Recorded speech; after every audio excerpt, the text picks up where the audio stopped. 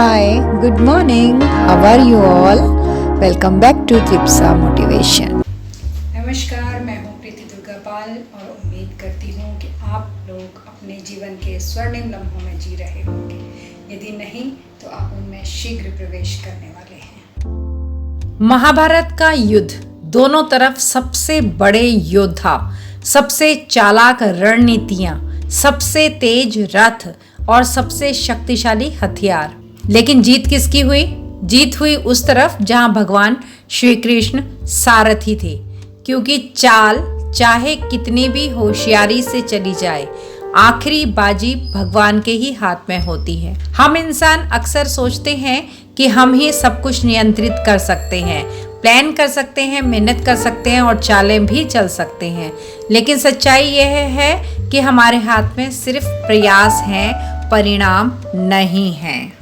कई बार हमें लगता है मैंने सब सोच रखा है, अब तो बस मेरी जीत पक्की। लेकिन अचानक कुछ ऐसा हो जाता है जो हमारे सोच के बाहर होता है। क्यों?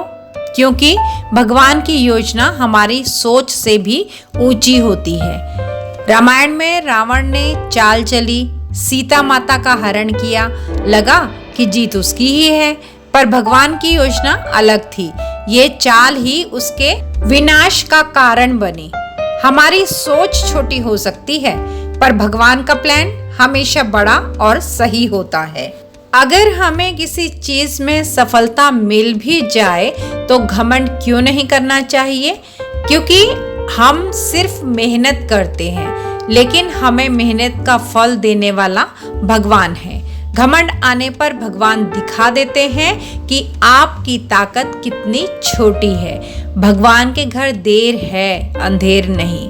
हम चाल चल सकते हैं, पर भगवान के न्याय से कभी बच नहीं सकते। जब हमारे जीवन में कठिन समय आता है तो ये है एक सोच हमें शांत रखती है। मेरी लड़ाई मैं पूरी ईमानदारी से लड़ूंगी, लेकिन जीत का फैसला ऊपर वाला करेगा। इसमें दो चीजें होती हैं, हम हारने के डर से घबराते नहीं हैं और हमें जीतने पर दूसरों को नीचा भी नहीं दिखाना होता। किसान खेत में बीज बोता है, पानी देता है, देखभाल करता है, लेकिन बारिश होगी या नहीं ये भगवान के हाथ में है। वो मेहनत छोड़ नहीं देता, बल्कि उम्मीद बनाए रखता है।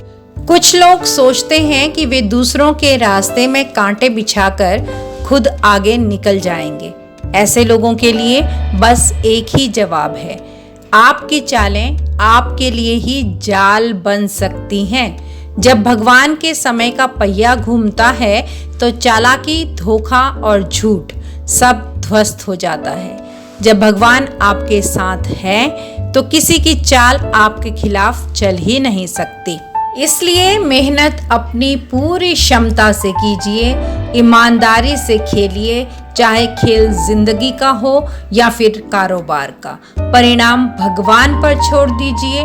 अगर नतीजा आपके हिसाब से नहीं भी आया तो समझ लीजिए भगवान के पास आपके लिए उससे भी बेहतर योजना है। कभी किसी को धोखा देने की कोशिश मत कीजिए, क्योंकि जो हमसे मीलों दूर बैठा है वो हर नज़र हम पर रखे हुए है। अपने रास्ते पर पूरी ईमानदारी से चलिए, आपको सारी सफलताएं कदमों में मिलेंगी। दोस्तों याद रखिए, अगर हम जीवन में कभी भी किसी के भी खिलाफ चाल चलने की सोचते हैं तो हमारे हाथ में सिर्फ चाल चलना है, पर बाजी किसकी होगी ये भगवान तय करते हैं। इसलिए अपने कर्म पर भरोसा रखिए और भगवान के फैसले को सिर झुकाकर स्वीकार कीजिए, क्योंकि जो भी होगा वो आपके भले के लिए होगा और सही समय पर होगा। सुना है ना कि किस्मत से ज़्यादा और समय से पहले कभी किसी को कुछ नहीं मिलता। इसलिए प्रयास तो कीजिए, लेकिन व्यर्थ प्रयास मत कीजिए।